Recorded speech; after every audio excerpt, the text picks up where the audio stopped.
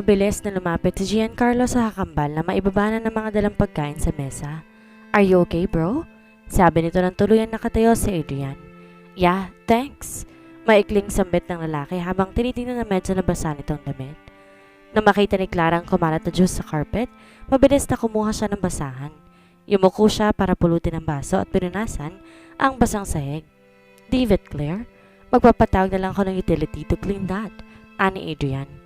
Di nakinig si Clara at nagpatuloy lang sa ginagawa. Paano kasi namumula ulit ang mukha niya sa hiya? What happened? Si Hannah na ang nagtanong. We just slipped. Tanging sagot ng binata. Slipped? There's a carpet on the floor. How come nadulas kayo? Nagdududang tanong ni Hannah. Si Giancarlo ang biglang tumikim. Alright, I think okay naman na kayong pareho. So let's just forget about it and let's eat. Anang binata. Saka naman mabilis tumayo si Clara habang nanatili pa rin nakayuko. Kinuha niya ang tumbler sa mesa at saka nilagay ulit sa bulsa niya ang baso. I'm sorry po ulit. Magpapatawag na lang po ako ng utility para po mas maayos ang pagkakalinis ng carpet po. Ayaw niyang tumingin sa mukha ng kahit sino sa tatlo. It's alright, Miss Ibarra. Ako lang tatawag after lunch. Sumabay ka na sa amin since marami naman tong pina-order ko. Si Giancarlo ang nag-aya sa kanya. Kung naibang sitwasyon lang yon, sigurado, tatalon siya sa tuwa. Dalinaya siya ni Giancarlo pero hindi sa sitwasyong iyon. Wag na po. Naghihintay na rin po kasi yung kasabay kong mag-lunch sa baba. Mabilis at ang ganyan na napalitan na rin tumingin sa tatlo. Nasa lubong niya agad ang titig ni Adrian na parang matatawa. Naalala yata nitong mukha nila kanina. Iniiwas na lang ang mga mata dito. Oh, your boyfriend is waiting for you downstairs? Tanong na Giancarlo nang umiti pa. Boyfriend? Napakunot daw siya. Saka lang niya naalalang nabanggit nga niya pala sa malalaki na may boyfriend siya. You have a boyfriend? Parang hindi makapaniwala ang tono ni Hannah nang itanong iyon. Nakita pa niya nang tingnan siya nito mula ulo hanggang paa. Hindi niya alam kung anong isasagot. I didn't know you have a boyfriend, Claire. Sabi ni Adrian na biglang sumeryosong mukha. Ay, hindi po. Wala na po kami nun. Sige po, aalis na po muna ako. Sorry po ulit. Nagmamadali na siyang tumalikod pagkasabi nun. Gusto na niyang maalis sa isip ni Giancarlo ang tungkol sa boyfriend niya, kuno. Kaya niya sinabi yon. Mabibilis sa mga hakbang na umalis na siya sa opisina ng binata. Pumasok agad siya sa loob ng CR at saka itinapon na naiwang juice sa loob ng tumbler. Muntik pa talagang mainom ni Adrian iyon. Hindi niya alam kung anong mararamdaman kung nainom nga iyon ng binata. Sa totoo lang ayaw niyang sundin yung gayuma na yun dahil kahit sarili niya nandidiri. Kaso ang sabi kasi hindi po pwedeng mag-skip ng mga hakbang dahil mawawalan daw ng bisa ang lahat. Okay lang daw kung pumalpak basta't sinubukan mong gawin ang pagkakasunod-sunod sa libro. Kaya nandidiri siya dalang juice na iyo'y tinimpla galing sa pinaghugasan niya na maselang bahagi ng katawan niya. Nanginginig pa siya sa kilabot habang naiisip niya yun. Kadiri talaga. Buti na lang pumalpak. Sa katunayan, sobrang 5 beses niyatang sinabuan ng bahagi niya ng katawan niya bago siya kumuha ng tubig na pinaghugasan nun para timplahan lang ng juice. Lola, saan ba naman kasi galing ang mga gayuma sa libro mo? Parang gusto ko na lang tuloy sumuko. Ano pa kaya ang susunod na hakbang? Baka naman mas malala pa. Ew! Inugasan niyang mabuti ang tumbler at nang di pa nasiyahan, tinapon na lang din niya sa basurahan yon kasabay ng basong nasa bulsa niya. Ayaw na niyang maalala yun. Bigla namang bumalik sa isip niya eksena nila ni Adrian kanina. Ipinilig niyang ulo dahil gusto rin niyang kalimutan yon. Bakit ang lakas ng kabog ng dibdib niya na magkatitigan sila kanina? Siyempre nagulat kayo pareho dahil nga natumba kayo, ek-ek. Sigaw naman ang utak niya. Sa kabilang banda, maaga siyang pumasok ng araw na iyon dahil importanteng araw na iyon sa Dynasty Agency. Pupunta ang prospect client nila. Alas 7 pa lang na umaga, puno na ang studio ng mga hindi bababa sa 10 models na nakasuot ng mga swimsuit. Kung makuha ng Dynasty ang kliyente na may hawak na isang malaking kumpanya ng sikat na brandy, sa kanila kukunin ng mga models na ipifeature ng kumpanyang iyon. Kasali sa mga models na nandun si Camille. Halos lahat ng sinusuot sa babae may sariling designs na nito. Kapag may approval yon, kahit sino naman sa mga deluka ay mismong design niya ang kanyang minomodel. Masaya siya para sa kaibigan. Tumutulong siya sa paghanda sa mga isusuot ng models. As usual, umiikot na naman si Monica sa lahat at mas lalo nagiging terror ito dahil sa kaba nilang lahat. Alas 8 raw darating ang mga kliyente at didiretso ang mga ito sa conference room. Dinigyang si Adrian na magpipresenta ng proposal sa Dynasty para sa advertising at kung maklose ito ang deal at magkapirmahan, didiretso ang kliyente sa studio para makita ang mga models nila. Hindi alam ni Clara kung bakit ipinaubayan ni Mrs. De Luca at Giancarlo ang pangombinse sa kliyente kay Adrian. Isa iyong napakalaking project at si Adrian baguhan lang sa pamamahala ng kumpanya. Ipinagkibit balikat na lang niya iyon. Siguro isang paraan yun para siguraduhing mahahasa ng gusto si Adrian sa negosyo nila bago pa man tuluyang magretiro si Mrs. De Luca. Nakita niya na may kausap sa phone si Monica at pagkababa na'y pinaghanda ng mga models. Pinaligpit na rin sa kanya ng mabilisan ang mumunting kalat na lang na naiwan. Maya-maya umupo na si Monica at timalang di umimik na panay ang tingin sa oras. Pakiramdam niya kabadong-kabadong babae. Mga sobra isang oras yata ang inintay nila nang tumunog ulit ang phone ng babae. Nakita niya ang biglang pagsili ng ngiti sa mga labi ni Monica habang may kausap. Pagkatapos itong maibaba ang phone, masayang bumaling na ulit to sa kanila. Maaliwalas palang mukha ng babae kung gano'n ang mood nito. Alright everyone, we just got the initial approval of the Finest Corporation and the clients will be here any minute to check on you guys, so get ready. Excited pang sabi ni Monica. Mabibilis ang mga kilos na nagkumpulan na sa gitna ng studio ang mga models na naka-two-piece lahat. Nagkatinginan sila ni Camille at parehong umiti sa isa't isa. Ito ang nag-design ng suot nitong swimwear ngayon. Ang gaganda ng lahat na nasa gitna, kaya sigurado siyang magugustuhan niya ng mga kliyente. Hindi nga nagtagal, pumasok ng dalawang lalaki na tiyak niyang representatives ng The Finest Corporation. Nasa unahan si Adrian na naka-coat and tie ng gray. Tumaas ang kilay niya habang tinitingnan ng binata. In fairness, bagay na bagay dito ang suot nito. Nasa gilid lang naman sa Giancarlo ng mga kliyente. Hinayaan itong si Adrian na magsalita at magpaliwanag sa mga clients habang papasok ang mga ito. Ang balita niya, hindi pinayagan ng doktor si Mrs. De Luca na pumunta ng office sa araw na yon dahil medyo masama ang pakiramdam ng lola ng kambal. This is our studio. As you can see, our models are ready to become a part of your advertising campaign. Sabi ni Adrian at dinala ang mga kliyente sa gitna. Nag-project naman agad ang mga models nang kinatisi ng malapitan ng dalawang kliyente. Napatango-tango pa ang mga ito na mukhang nasisiyahan naman sa nakikita. Narinig pa niyang nagpakilala isa-isa ang mga modelo habang rumarampa sa harapan ng mga kliyenteng na natiling nakatayo. Inalok ni Giancarlo ang mga itong umupo pero mas gusto raw nilang nakatayo lang. Pagkatapos ng lahat ng models ay bumaling ang medyo may katandaang lalaki kay Adrian. We will consider your company. We just need to hear what Dashing Agency has to offer us. We will make a decision within the month. Congratulations for all the hard work. Masayang sabi nito kina Adrian at Giancarlo. Thank you. It means a lot to us already. Masaya ding wika ni Adrian at kinamayan ang dalawang kliyente. Magkahalong saya at kaba ang nararamdaman ng lahat. Alam nilang marami nang nag-decline ng prospect client nila at malaking bagay ang pagkonsidera nito sa agency nila. Congratulations everyone. Job well done. Malakas na sabi ng naunang kliyente. Hindi rin maalis-alis sa labi ng kambal ang ngiti. Inakbayan pa ni Giancarlo si Adrian na tinapik na parang sinasabing proud to sa nagawa ng kakambal. Nagpaalam na ang kliyente sa kanila para na sina Giancarlo at Adrian. Kasama na ng mga itong lumabas si Monica. Maya-maya biglang bumalik si Monica sa kanila. Alright, you can go home early now. Yun lang ang sinabi ng babae at saka umalis muli. Naging maingay ang loob ng studio. Hindi magkamayo ang lahat lalo na't di basta-bastang kalaban ang baguhang kumpanya ng Dashing Agency. Kaya natin to guys. Aja! Masayang sabi niya at bumaling na rin sa iba pang mga models doon.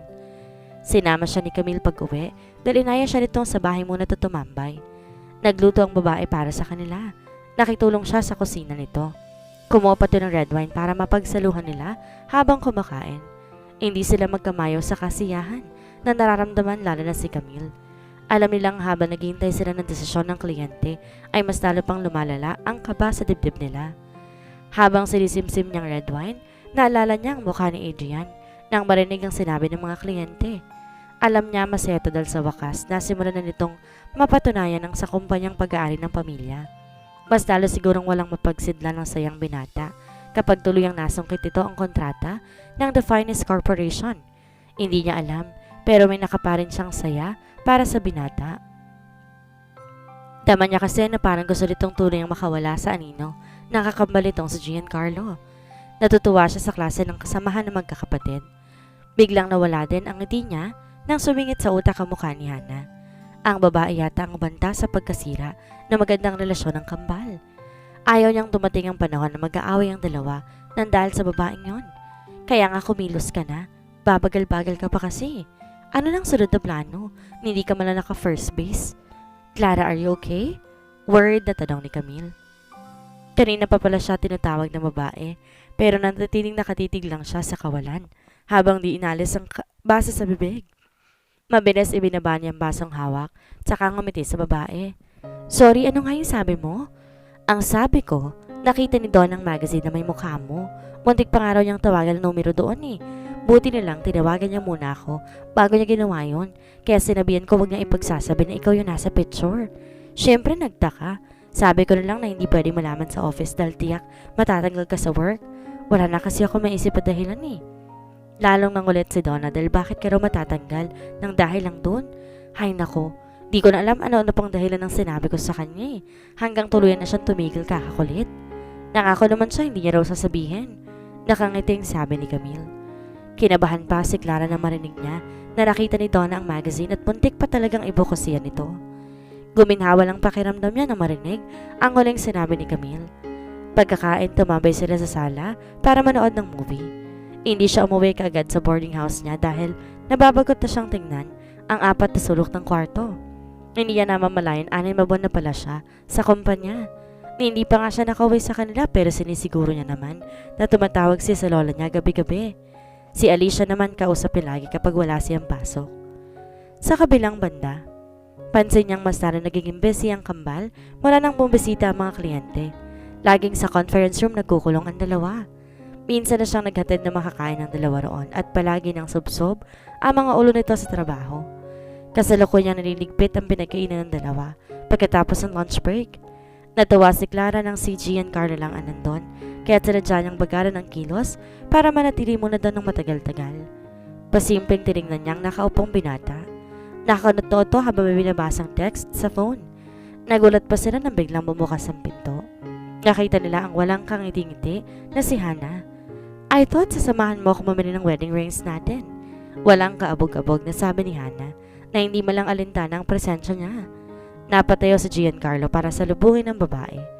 Akmang hahagan sana nito sa pisngi si Hana nang iniwas itong mukha sa binata. I just need this week, hon. Once ma-close namin ang deal sa The Finest Corporation, then sasamahan kita sa lahat ng lakad para sa kasal natin. We still have a year to prepare. Paliwanag ni Giancarlo. Tumalikod si Clara para kunyari, hindi niya narinig ang mga sinasabi nito. Pinupunasan niya kunwari ang cabinet pero aktibo naman ang dalawang tenga niya sa usapan ng dalawa. Why do I feel like ako lang kumikilos sa kasal na ito? Gusto mo ba talaga akong pakasalan, Giancarlo? Or sinusunod mo lang din ang lola mo gaya ng pagsunod ko kay Papa? What? What do you mean by that, Hana?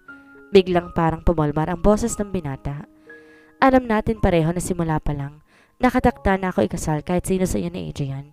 It just so happened na totoong nagkagustuhan talaga kami ni Adrian nung mga bata pa tayo. So it was not really a big deal for me kung ipagkasundo na ako ng Papa sa pamilya ninyo. But because Adrian was a black sheep at hindi sigurado ang Papa sa magiging future ko sa kanya, nagkasundo ulit sila ng lola mo na sa'yo ko ikasal.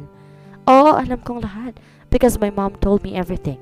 Then yun nga, naligawan mo ko and all of a sudden after a year na maghiwalay kami ng kakambal mo, I know that you love your lola so much na kaya mong sundin lahat ng pakiusap niya. May narinig ka ba sa akin? Mahabang litanya ni Hana. Napalingon bigla si Clara sa narinig. Hindi nakaimik si Giancarlo sa tinura ng dalaga. I think we should call it quits and forget about the wedding. Dugdong pa ng babae at tinanggal ang singsing sa daliri. Nilagay nito yon sa mesa. Mabilis na tumalikod. Muntik pa nitong mabangga si Adrian nang papasok ng pinto. Hana? Word na tanong nito nang di man lang nito napansin ng babae na nagmamadali nang umalis. Bumaling agad si Adrian sa kapatid na nanatiling nakatayo. What happened? Nababahala pa ring tanong ni Adrian. Napatiimbagang lang si Giancarlo. Pinulot ang singsing na iniwan ni Hana sa mesa. Nakita ni Clara ang nagulat na mukha ni Adrian nang mapatoon din ang mata nito sa singsing. May ideya na agad ito kung anong nangyari. Bro? Imbes sumagot, walang salitang lumabas lang din si Giancarlo. Hindi niya alam kung susundan nito si Hannah. Nang mawala ng binata sa paningin niya, isa lang napansin ni Adrian. Mabilis na tumalikod si Clara at inayos na ang basahang hawak para umalis na doon. Claire? Napapitlag siya sa gulat nang marinig ang boses ni Adrian na nasa likuran na niya. What happened to them? Sabi na nga ba siyang tatanong ng lalaki? Dahan-dahang humarap na lamang din siya sa binata dahil wala na siyang choice. Nag-away kasi sila tapos, yun nga, umalis ng galit si Miss Hannah. Tanging sinabi niya. Anong pinag-awayan nila? Seryosong-seryoso ang mukha ni Adrian. Napakamot pa muna siya sa ulo bago sumagot. Hindi daw kasi nasamahan ni Sir Giancarlo si Miss Hannah na mamili ng wedding rings. Alanganing sagot niya. Ayaw niyang banggitin sa binata iba pa niyang narinig. Yun lang? Hindi makapaniwalang tanong ni Adrian. Tumango na lamang din siya. Okay, salamat. Maaga pang sabi nito at saka tumalikod na at umalis nang hindi nagpapaalam. Saka siya nakahinga ng maayos na maiwan siya mag-isa sa conference room. Inaya lang ng kasal ni Giancarlo si Hannah dahil sa kasunduan ng lola nito at ama ng babae. Ibig sabihin, hindi rin tumahal ng may loves na. Wala sa loob na napapangiti siya. Nabuhayin muli siya ng loob. Matagal niya nang napapansin na mas malapit si Giancarlo sa lola ng mga ito at di siya magtataka kung kaya nga nitong sundin ang lahat ng kagustuhan ng matanda. Tama lang talagang wag matuloy ang kasal ng dalawa. Oh my God! Hindi niya talaga pinagsisihan na ginawa niyang lahat para lang maging parte ng buhay ni Giancarlo. Ito na nga tinutulungan siya ulit ng kapalaran na alisin ang mga balakid sa daan niya patungo sa puso ng lalaki. My loves, sisiguraduhin kong matutuloy pa rin ang kasal mo next year. Siyempre hindi na kay Hannah, kundi sa akin mismo. Thank you Lord. Wag naman sanang subukan pang suyuin ni Giancarlo ng babae para lang masunod ang gusto ng lola nito. Sana nga tuloy na nakapag-decide si Hannah na tapusin ang lahat sa kanila ni Giancarlo. Sa sinabi kasi ng babae kanina, parang ipinapahiwatig na rin ito sa binata na si Adrian pa rin ang gusto nito. Sinasabi nitong kaya lang ito pumayag sa kasal na iyon ay dahil sa papa nito. At kung ito lang ang masusunod ay si Adrian talaga ang pipiliin nitong pakasalan. Lumundag-lundag siya sa tuwa habang nakatingala. Hindi siya nagigilty na masaya siya sa nangyari dahil alam niya na kung meron man nasaktan kay Giancarlo, yun ay walang iba kundi ang ego lamang nito. Sana hindi yun magiging simula ng mitsa ng relasyon ng kambal. Hindi rin naman kasalanan ni Adrian kung ito pa rin ang mahal ni Hannah. Sana yun ang pumasok sa utak ni Giancarlo para wag masira ang relasyon nito sa kapatid. Sa kabilang banda, kasabay niyang mag-lunch si Camille sa pantry ng kumpanya. May baan itong lunch na puro gulay lang naman ang laman. Todo diet daw umang ito para sakaling mapili nga sila ng Finest Corporation, handa na silang sumabak sa kabilaang photoshoots. Napatitig siya sa kinakain nito habang panay ang subo niya ng kanin at ulam na binili sa pantry. Hindi niya lubos maisip kung paano nakakabusog ang mga kinakain ng kaibigan. Siya nga pala, look at this. May kinuha si Camille sa bag nito tsaka binigay sa kanya. Natigil siya sa pagkain. Kinuha ang inaabot ng babae. Isa yung invitation card na may tatak ng logo ng The Finest Corporation. Nanlaki ang mata niya na mabasa isa yung imbitasyon para sa ika-30 anibersaryo ng kumpanya. Wow, invited ka? Di makapaniwalang tanong niya. Sigurado siyang mapupuno ng mga celebrities at mga sikat na tao ang selebrasyong iyon. Yup, maikling sagot ng babae na parang mas malungkot yata kaysa masaya. Habang ipinagpapatuloy ang pagkain, ang swerte mo naman, bulalas niya. Actually, lahat ng mga models na marap sa prospect client natin noong nakarang araw imbitado. Walang anumang sagot dito. Nabasa niyang sa sunod na linggo gaganapin ng party. Ba't parang di ka masaya? Nagtatakang tanong niya. Ngininga muna ni Camille ang kinakain nito bago sumagot. I will not be available next Sunday kasi may nakaschedule na akong trip niyan to Palawan for a commercial ad. Nawala ang ngiti niya habang tinitingnan ulit ang invitation card. Ay, sayang naman. Malungkot ding pahayag niya. Tumigil na rin sa pagkain si Camille saka tumingin sa kanya. Bakit naman masasayang? Ikaw naman ang dadalo. Mataman pa siya nitong pinagbastan saka ngumiti sa kanya.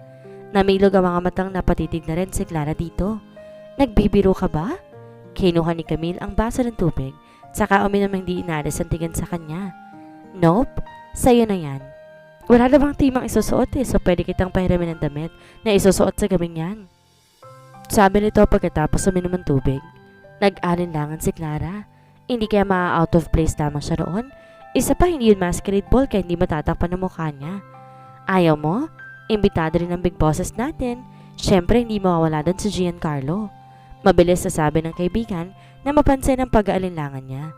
Napaisip siya. I've heard. Lumipad si Hana ng US at iniwan ang engagement ring niya kay Giancarlo. Pabulong pang sabi ng babae. Napamulagat siya. Umalis si Hana?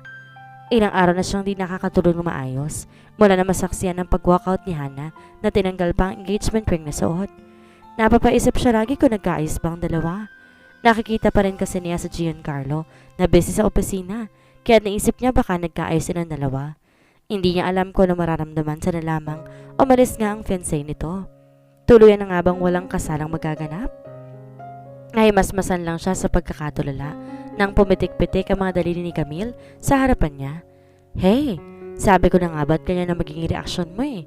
Hindi pa rin ako makapaniwala na ganyan kaseryosong pagkahumaling mo kay Giancarlo. Nakangiting sabi nito. Shh, huwag ka maingay. Baka may makarinig sa'yo. Sabi niya dito sabay tingin sa paligid kung may nakakarinig. Tumawa lang to sa kanya. Maya-maya napatitig ulit siya sa invitation card na hawak pa rin. So, pupunta ka ba?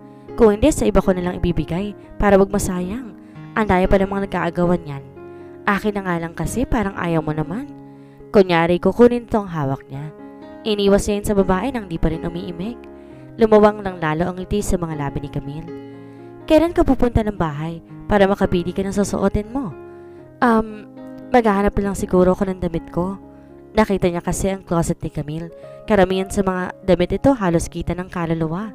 Itatakwil talaga siya ng lola niya kapag nakita siya nagsusuot ng ganon. Are you sure? Send me na lang the picture of the dress that you're going to wear. Gusto ko lang matingnan kung okay ba yun sa ganong party.